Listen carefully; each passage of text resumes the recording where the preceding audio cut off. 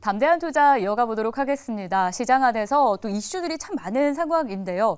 지수와는 또 별개로 이 이슈는 저희가 알고 가야 투자에 또 도움되지 않을까 싶어서 준비해봤습니다. 함께 하실 분은요. 매경 이코노미 박수호 기자입니다. 어서 오십시오. 네, 안녕하세요. 네, 반갑습니다. 오늘 저희가 한번 볼 내용은 이런 표현 써도 될까요? 집안 싸움. 집안 싸움, 불편한 동거. 불편한 동거. 한 지붕 아래에 좀 싸움이 있어서 그에 대해서 어떻게 해석을 해야 되고 향후에 주가로도 또 연결 가능성이 있기 때문에 이 부분도 한번 점검을 좀 그렇습니다. 해보도록 하겠습니다. 상장사가 아니었으면 오늘 이 아이템을 들고 나오지 않았을 텐데 상장사다 보니까 이게 진짜 주가에도 영향을 미쳐서 이거는 좀 짚어봐야 되겠다. 그래서 오늘 들고 나왔습니다. 좋습니다. 또 기자님과 함께하기 때문에 이런 부분도 저희가 좀 심도 있게 볼 수 있지 않을까라는 생각이 드는데 74년 동안 동업관계를 이어왔다고 해요. 엄청 긴 세월이죠. 저도 아직은 74년이 되려면 나이로 치면 아직 한참 남았는데 영풍그룹 고문 집안과 고려아연 집안이 다시 한번 지분 경쟁 재점화되고 있습니다.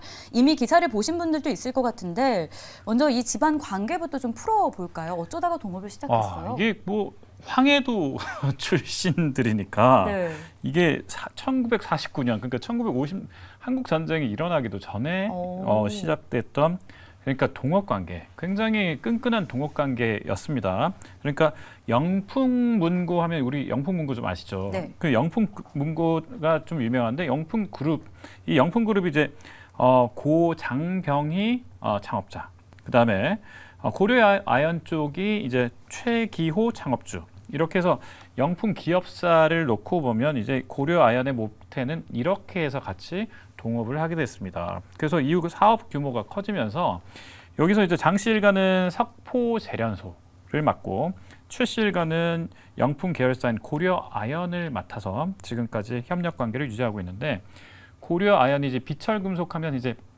국제 유가나 아니면 그 원자재 가격이 폭등한다 그러면 항상 사실 저희가 고려아연 좀 많이 샀지 않습니까? 맞아요. 이런 것처럼 비철금속 계열사를 최 씨 일가가 그동안 맡아왔고 영풍그룹 쪽은 이제 그 장 씨 일가가 경영을 맡으면서 70년, 이제 아까 말씀하셨듯이 74년 한 지붕 두 가족 체계를 공동 경영 체계를 이어왔습니다. 그런데 작년부터 계속해서 분위기가 좀 달라지기 시작했습니다. 이게 창업주 3세인 최 씨 일가의 최윤범 회장, 이쪽이 이제 고려아연 맡고 있다 그랬죠. 최윤범 회장 쪽이 회사를 이끌기 시작하면서 그 2019년에는 사장에, 2022년에는 대표이사 회장에 올랐는데 여기서 이제 지분 매집을 하다 보니까 이상하다. 왜 이러지? 이러다가 최 씨가 늘리니까 장 씨도 늘리고 하면서 갑자기 지분 매집 경쟁이 일어났습니다. 그러면서 주가가 갑자기 고려아연 쪽은 지금 계속해서 올랐다가 내렸다가 이 반복을 하고 있는 겁니다.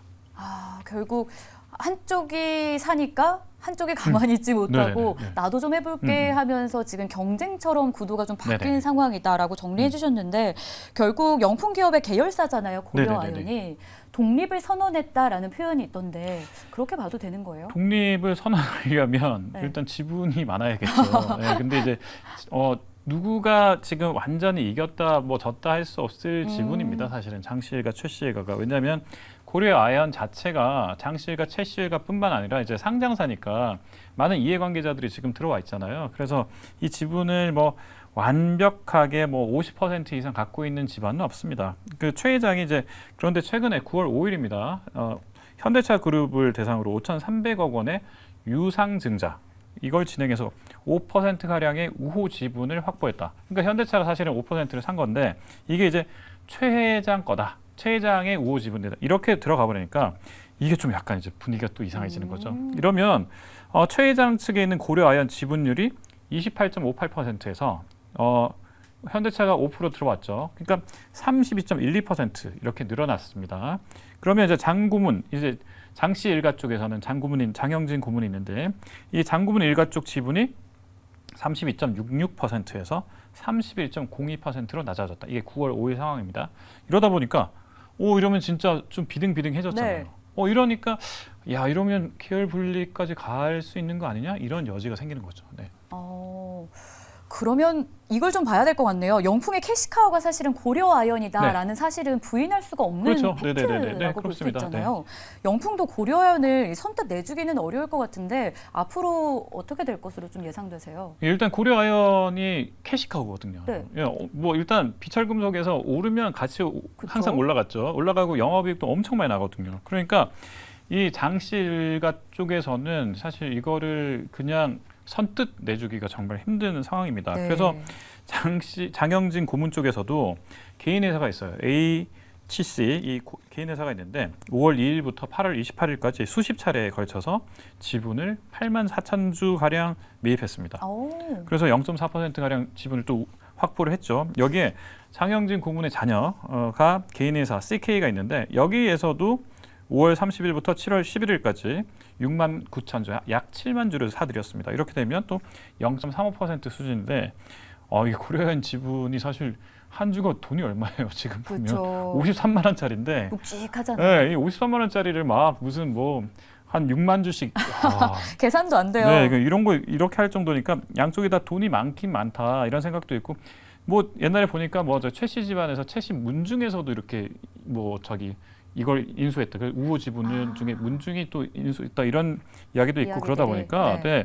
이걸 생각해 보면 야 고려아연이 그만큼 돈이 되니까 영풍그룹 쪽에서도 쉽게 내줄 수가 없고 최 회장 쪽에서는 독립을 원하고 이런 상황이 계속 반복되고 있습니다. 참 이게 어떻게 이렇게도 저렇게도 해결이 안 되는 싸움이 그냥 이어지고만 있는 느낌이 좀 드는데 이런 와중에 현대차가 이름을 좀 올리고 있더라고요. 그러게요. 그래서 어떤 연관성인가라는 의문이 좀 들었는데. 자 일단 저희가 그 현대차 그룹에 좀 물어봤습니다. 네. 그래서 이거 어떻게 된 거냐 이렇게 했더니 이게 이제 고려아연이 이제 비철금속을 많이 하다 보니까 배터리 산업이 이제 연결돼 있잖아요. 그래서 현대차 그룹은 단순하게 뭐 어느 쪽에 손을 든다 이런 거보다 고려아연과 전기차, 배터리 핵심 소재 사업 제휴 때문에 업무 협약을 일단 맺었고 그래서 이걸 하다 보니까 고려아연의 지분 5% 그러니까 5천억을 이번에 투자하게 됐다 이렇게 된 건데 그러면 이제 현대차 그룹에서 유상증자를 참여하니까 아무래도 좀 최 회장 쪽으로 우호 지분이라고 생각을 한다면 그러면 이제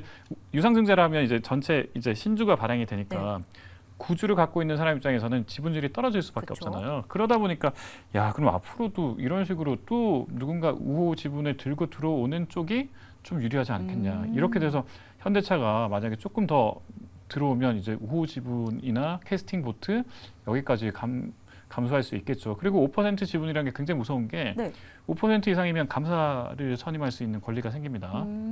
그래서 이런 부분까지 생각해 보면 5%도 만만치 않은 그런 지분율이다. 이렇게 볼 수 있겠습니다. 그러면 고려아연의 이제 앞으로 주가는 어떻게 될 것으로 저희가 봐야 될까요? 주가 전략 궁금해요. 일단은 뭐 고려아연은 계속해서 그냥 배터리와 성장과 관련돼서는 이야기를 계속 할 겁니다. 그래서 이쪽과 관련해서는 이제 회사 성장, 뭐 배터리 산업이 이게 첨단 산업이기 때문에 이거는 이거 자체로도 일단 좋은 주가의 소재일 수 있습니다. 여기에 더해서 사실은 어느 쪽 가문이 더 사고 또 사고 지분에서? 하는 이런 방향이 벌어지면 항상 주가가 오르더라. 그래서 이 부분까지 좀 계속해서 어느 결론이 나지 않을 때까지는 오르락 내리락을 반복할 수밖에 없겠다. 이렇게 정리할 수 있겠습니다. 알겠습니다. 그런데 지금 고려아연 뭐 이야기도 하고 지분 그러니까 한 지붕 아래에서 불편한 동거 이야기를 하고 있는데 이게 지금 다른 기업들도 좀 있더라고요. 하나 더 볼까요? 동업과 협력으로 잘 지내던 기업 가운데 롯데홈쇼핑과 태광산업이 어떤 사업 때문에 갈등을 빚었다라는 기사가 또 나오고 있어요. 이 내용은 또 뭐예요? 야 이게 참 기업들끼리 싸우는 게 잘 지내면 좋겠는데. 근데 대기업들끼리도 이렇게 싸울 수가 있구나라고 생각을 했는데 태광산업이 좀 의외였습니다.